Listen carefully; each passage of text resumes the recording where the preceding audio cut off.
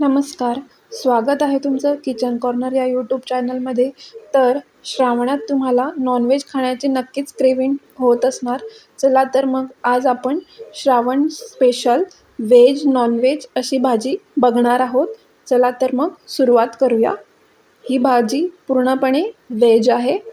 तर यासाठी आपल्याला इथे काही खडे मसाले लागणार आहेत आणि त्याचसोबत 2 मोठ्या आकाराचे कापलेले कांदे, धने, खोबरे आणि खडे मसाले. तर आता आपण सर्वप्रथम इथे खडे मसाले भाजून घेणार आहोत. तर तव्यावर थोडंसं तेल टाकून त्यामध्ये हे जे काही खडे मसाले असतील ते तुम्ही भाजून घ्यायचे आहेत. त्यानंतर त्यामध्ये आता आपण कापून घेतलेलं खोबरं टाकणार आहोत. तुम्ही इथे खोबऱ्याचा किस देखील यूज करू शकतात, पण तो लवकर करपतो, त्यामुळे इथे असे काप यूज केलेले आहे. आता खोबरं आपलं व्यवस्थित भाजून झालं आहे. तर आता आपण याच तेलामध्ये आपण धने भाजणार आहोत. जर तुमच्याकडे हे अख्खे धने नसतील तर तुम्ही या ठिकाणी धन्याची पावडर देखील वापरू शकतात, पण ती भाजायची नाही आहे, ती डायरेक्ट मिक्सरला वाटण्यातच वापरायची आहे, 1 ते 1.5 चमचे. तर आता धने आपले भाजून झालेले आहेत. तर या ठिकाणी आता आपण इथे लास्टला हा कांदा भाजून घेणार आहोत. अशा पद्धतीने भाजून घेतल्यामुळे भाजीला एक छान अशी चव येते, जी आपल्याला नॉनव्हेजमध्ये मिळते. तर श्रावणात आपल्याला नॉनव्हेज खाता येत नाही, त्यामुळे आपण ही भाजी बनवून नक्कीच आपली श्रावणाची क्रेविंग कमी करू शकतो. तर आता कांदा देखील इथे भाजून झालेला आहे. तर गॅस बंद करून 2 मिनटं गरम तव्यावरच याला इथे राहू द्यायचं आहे आणि थंड झाल्यावर काढून घ्यायचा आहे. आता हा मसाला भाजलेला पूर्णपणे थंड झाल्यानंतरच आपण इथे मिक्सरला वाटून घेणार आहोत. तर इथे मी सर्व मसाले मिक्सरला टाकले आहे. त्यासोबतच अर्धा इंच आलं आणि 7 ते 8 लसणाच्या पाकळ्या देखील टाकलेल्या आहे. तर आता आपण यामध्ये काही पावडर मसाले टाकणार आहोत. तरी मी इथे लाल तिखट घेतलेलं आहे, त्याचप्रमाणे गोडा मसाला आणि हळद. तर तुम्ही तिखट तुमच्या आवडीनुसार कमी अधिक करू शकता. तर हे व्यवस्थित पाणी टाकून थोडं बारीक स्मूथ अशी पेस्ट आपण वाटून घ्यायची आहे. अगदी रवाळ नको आहे आपल्याला, पूर्णपणे स्मूथ हवं आहे. तर आता आपण इथे भाजीची तयारी करूया. तर इथे कढईमध्ये 2 ते 3 पळी तेल टाकायचं आहे. आता तेल तापल्यानंतर आपण इथे या तेलामध्ये डायरेक्टली हा वाटून घेतलेला मसाला टाकणार आहोत. तर हा पूर्णपणे थोडा गरम तेलातच टाका, म्हणजे काय आहे, या भाजीला चव अगदी खमंग येते. घरात पूर्णपणे याचा वास पसरतो. थंड तेलात टाकल्याने भाजीला ती खमंग चव येत नाही. तर बघा आता थोडंसं परतून घेतल्यानंतर आपण इथे बघू शकता की याला बाजूला थोडं थोडं करून तेल सुटतं, कारण आपण खडे मसाले यूज केलेले आहे, तर भाजीला थोडं तेल सुटणारच. तर हे बघा, मी इथे दाखवते तुम्हाला, बाजूने थोडं थोडं तेल सुटायला लागलेलं आहे. आता हे तेल सुटायला लागल्यानंतरच आपण यामध्ये पाणी टाकणार आहोत.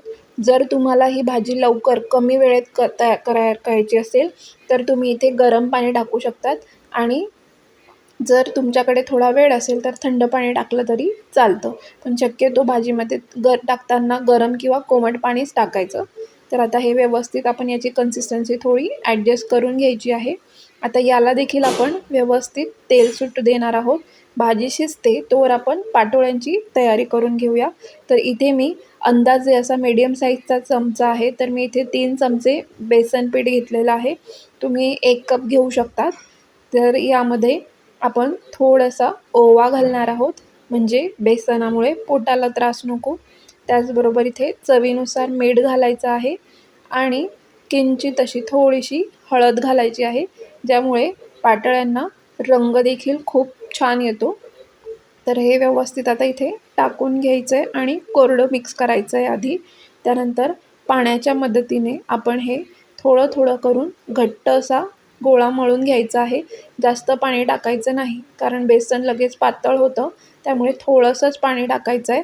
आणि जर चुकून तुमच्याकडून पातळ झालं तर थोडंसं बेसन पीठ टाकून घट्ट करून घ्या. तर असा घट्ट असा गोळा करायचा आहे. आता आपण या गोळ्याला थोडंसं तेल लावणार आहोत आणि कणिक मळतो त्याप्रमाणे थोडंसं याला मळून घेणार आहोत, अशा प्रकारे. आणि ज्या पद्धतीने आपण चपात्या लाटतो, अगदी त्याच पद्धतीने आपल्याला पाटोळ्या लाटून घ्यायच्या आहे. तर इथे हा असा गोळा तयार करायचा आहे, त्याला थोडंसं पीठ लावायचं आहे आणि आपण चपाती कशी लाटतो त्याप्रमाणे सरळ सरळ तेल न लावता लाटून घ्यायचं आहे. अगदी एकसारखी लाटायची आहे, म्हणजे या पाटोळ्या शिजताना अगदी एकसारख्या शिजतात. कुठे जाड राहिली तर पाटोळी कच्ची राहण्याची शक्यता असते. शक्यतो बेसन लगेच शिजतं भाजीमध्ये, पण तरीही एकसारखी लाटायची म्हणजे भाजीला चव देखील छान असते. तर आता ही बारीक किती लाटायची हे मी तुम्हाला दाखवते. हे बघा, इतकीच बारीक ठेवायची, कारण भाजीमध्ये हे पाटोळ्या सोडल्यानंतर त्यांची साईज थोडी वाढते. त्यामुळे व्यवस्थित बारीकच कापायचं आहे आणि साईज देखील कमीच ठेवायची आहे. तर आता तुम्ही तुमच्या अंदाजाने इथे मी 1 ते 1.5 इंच इतकं अंतर ठेवून या कापून घेते आहे. हे बघा, आता तुम्हाला ज्या पद्धतीने आवडेल, तर मी इथे स्क्वेअर शेप करते. तुम्हाला आवडत असेल तर तुम्ही शंकरपाळ्यांचा शेप देखील देऊ शकता. म्हणजे ज्या पद्धतीने आवडेल त्या पद्धतीने, कारण नंतर तर त्या सेमच लागतात. तर आता इथे ह्या व्यवस्थित कापून झालेल्या आहे. हे बघा, व्यवस्थित एक मीडियम साईजचा स्क्वेअर आहे. आता भाजीला देखील आपल्या बऱ्यापैकी तेल सुटलेलं आहे. तर आता आपण इथे जे मसाल्याचं पाणी होतं आपलं भांड्यातलं ते टाकणार आहोत. तरी भाजी अजून घट्ट आहे, त्यामुळे आपण इथे थोडं पाणी अजून घालणार आहोत. कारण पाटोळ्या घातल्यानंतर देखील, पाटोळ्या शिजल्यानंतर भाजी अजून घट्ट होते. त्यामुळे सुरुवातीला भाजी थोडी पातळच ठेवायची आहे. आता बघा, इथे आपण भाजीला उकळी आल्यानंतर यामध्ये मीठ टाकून घेणार आहोत. तर या स्टेजलाच मीठ घालायचं आहे, नंतर घालायचं नाही. आणि एक लक्षात ठेवा, भाजीला उकळी आल्यानंतरच त्यामध्ये पाटोळ्या आपल्याला सोडायच्या आहे. जर भाजीला उकळी आलेली नसताना तुम्ही पाटोळ्या सोडल्या तर भाजी अक्षरशः जवळजवळ बेसनासारखी होते. पाटोळ्या डायरेक्ट विरघळतात.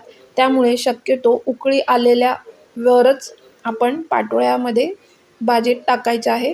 तर अशा प्रकारे सर्व पाटोळ्या मी इथे टाकून घेतलेल्या आहे. सर्व पाटोळ्या टाकून झाल्यानंतर अगदी 10 मिनटं भाजी शिजू द्यायची आहे व्यवस्थित, म्हणजे पाटोळ्या आपल्या कच्च्या लागणार नाही. व्यवस्थित शिजल्यानंतर भाजी आपली अगदी नॉनव्हेजच्या भाजीसारखी लागते. तुम्हाला अगदी वाटणारच नाही की तुम्ही व्हेज खाताय. हे बघा, भाजी आपली व्यवस्थित शिजून रेडी आहे. आता गार्निशिंगसाठी मी यावर कोथिंबीर टाकलेली आहे. तर तुम्हाला देखील श्रावणात खूपच नॉनव्हेजची आठवण येत असेल तर अशा प्रकारे पाटोळ्यांची भाजी नक्की करून बघा. तुम्हाला नक्कीच आवडेल. आणि ही रेसिपी केल्यानंतर भाजी आवडल्यास तुम्ही मला कमेंट करायला विसरू नका. रेसिपी आवडली असल्यास चॅनलला लाईक, शेअर आणि सबस्क्राईब करायला देखील विसरू नका. धन्यवाद.